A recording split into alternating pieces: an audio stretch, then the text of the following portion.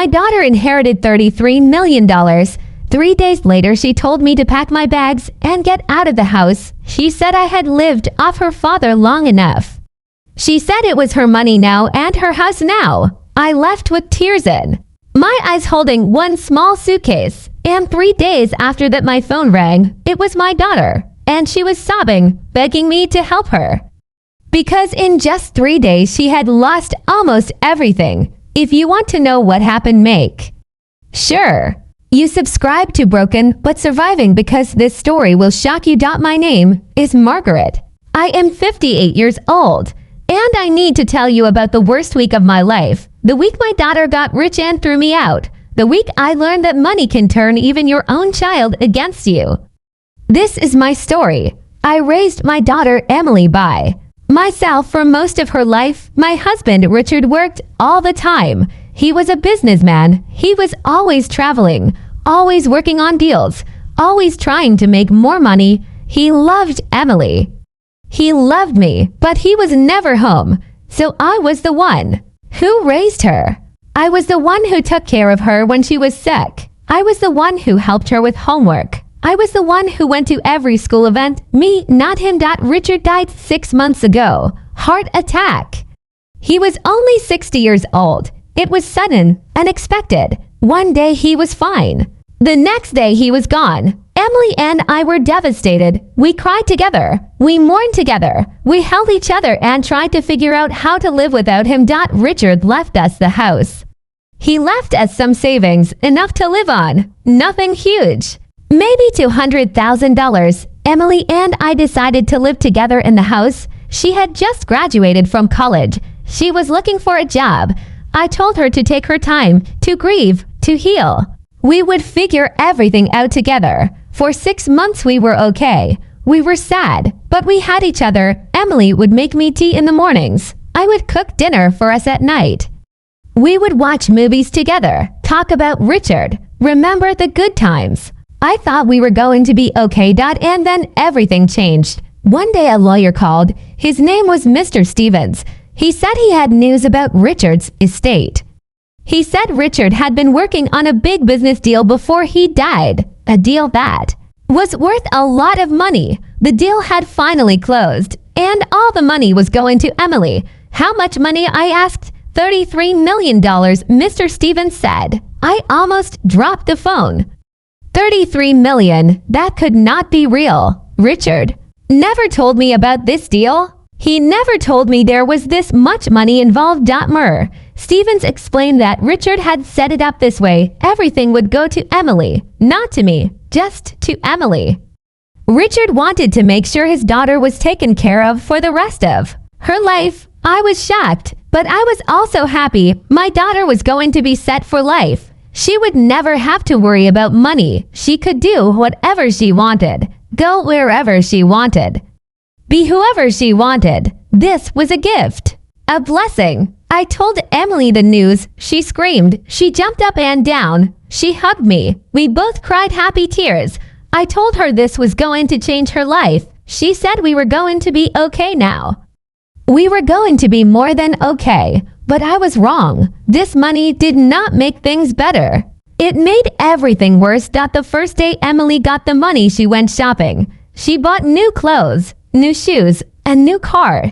She came home with bags and bags of expensive things. I smiled. I told her to enjoy it. She deserved it. The second day, Emily went out with friends I had never met before. She came home late. She barely talked to me. When I asked her about her day, she just said it was fine and went to her room. The third day, Emily brought people to the house. A girl named Jessica and a guy named Jake. Jake was Emily's new boyfriend. I had never met him before. Jessica and Jake walked around the house like they owned it. They looked at me like I did not belong there. Emily introduced me. This is my mom, she said. But she said it in a weird way, like she was embarrassed.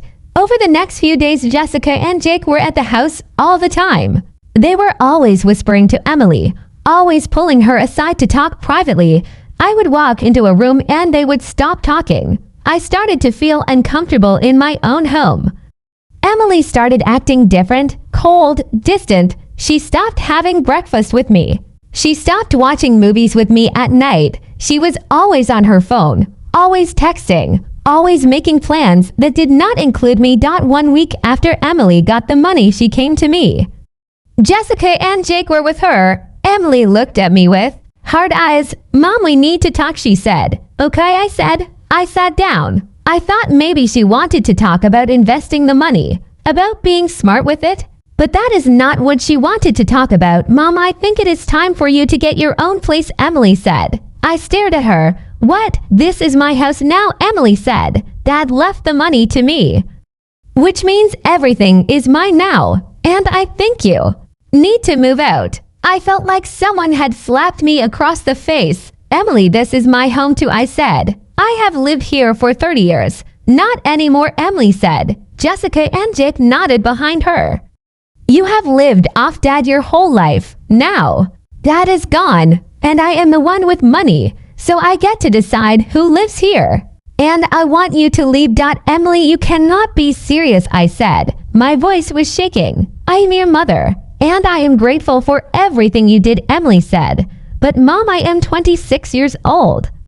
I have $33 million. I want to live my own life without you watching me all the time. I felt tears burning in my eyes. When do you want me to leave? Today, Emily said. Jessica and Jake smiled. I stood up. I walked to my room.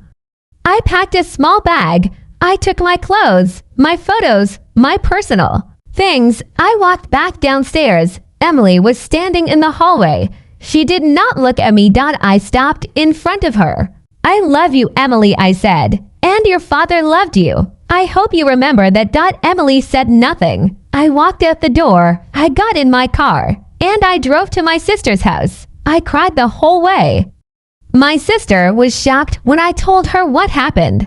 She said Emily was being horrible, that she was being ungrateful, that money had changed her. I agreed, but it did not make the pain go away.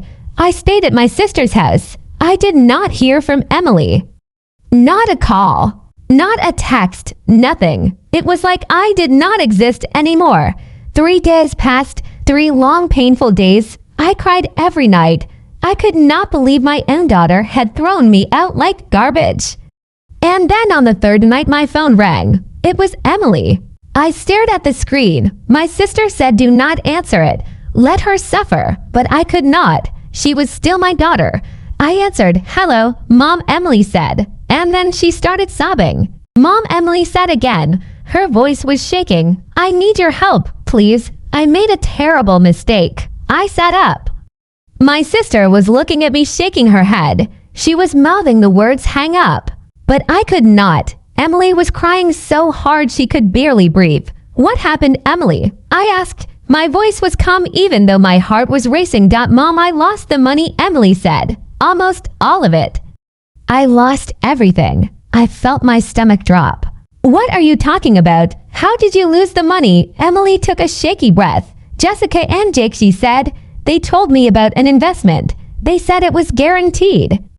They said I could double my money in 6 months. They said it was a sure thing. Oh no, I whispered. I trusted them, Mom, Emily said. Jessica said her uncle ran this investment company. She said he had made millions for other people. She showed me websites, testimonials. Everything looked real. So I gave them the money. How much did you give them? I asked, but I already knew the answer was going to be bad.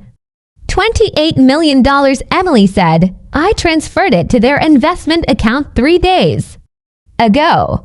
And now they are gone. Jessica blocked my number. Jake blocked my number. The investment company does not exist. The website is gone. Everything is gone. Mom, I was scanned. I closed my eyes.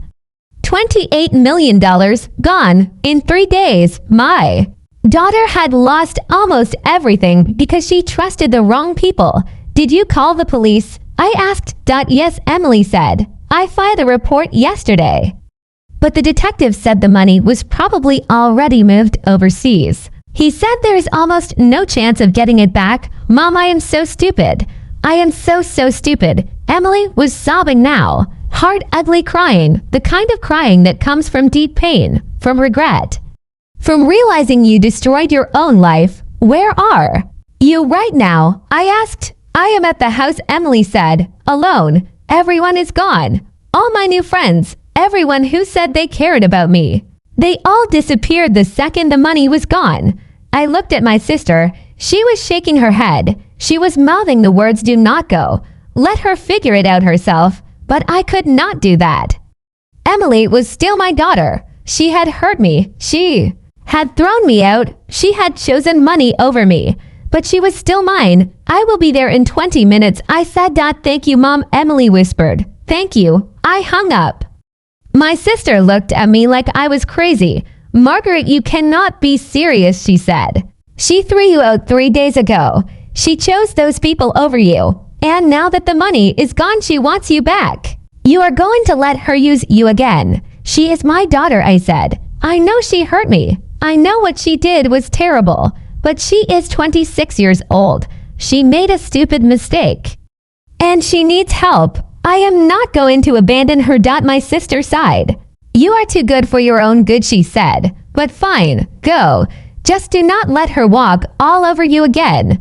I drove to the house. My house. The house I had lived in for 30 years. The house Emily had kicked me out of 3 days ago.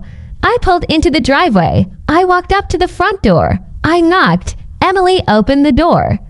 She looked terrible. Her eyes were red and swollen. Her hair was a mess. She was wearing the same clothes from days ago. She looked at me and started crying again. I am so sorry, Mom, she said. I am so sorry for everything. I walked inside. I sat down on the couch. Emily sat next to me. She put her head on my shoulder and cried. I let her. I did not say anything. I just let her cry. After a while, she stopped. She wiped her eyes. She looked at me. How can you even look at me? She asked. After what I did to you. After I threw you out. Because you are my daughter, I said. And I love you, even when you hurt me. Emily started crying again. I was so terrible to you, she said. Jessica and Jake told me you were holding me back. They said you were trying to control me. They said I needed to be independent. And I believed them. I believed them over you. Money changes people, Emily, I said. It shows you who they really are. And it shows you who really loves you. Emily nodded. Everyone left, she said. The second I told people the money was gone, they all disappeared. Jessica, Jake, all those new friends, they only cared about the money, not about me. I know, I said. But you came back, Emily said. Even after I threw you out, even after I treated you like garbage, you still came back. Because real love does not go away just because things get hard, I said. I am your mother, Emily. That does not change just because you made a mistake. We sat there for a long time. Then Emily asked me the question I knew was coming. Can I keep the house? I called Mr. Stevens, the lawyer. We went through the numbers. Emily had $5 million left. Enough to pay off the house, enough to live on if she was smart, but not enough to live the rich life she thought she was going to have. You can keep the house, I told Emily, but things are going to be different. Now, you are going to need to get a job. You are going to need to budget. You are going to need to work like everyone else. I know, Emily said. I am ready. I want to do better, Mom. I want to be better. Over the next few weeks, I helped Emily put her life back together. We filed more police reports even though we knew the money was not coming back. We blocked all the fake friends. We created a budget. And I helped Emily get her first real job. She started working at a coffee shop. It was not glamorous, but it was honest work. Emily was different now. Humble, grateful. She said thank you for everything. She apologized every single day. She told me she understood now that money meant nothing without family. That she had been stupid and selfish and cruel. I forgave her, not right away. It took time. But slowly, we rebuilt our relationship. Slowly, she earned back my trust. And slowly, we became mother and daughter again. My name is Margaret, my daughter.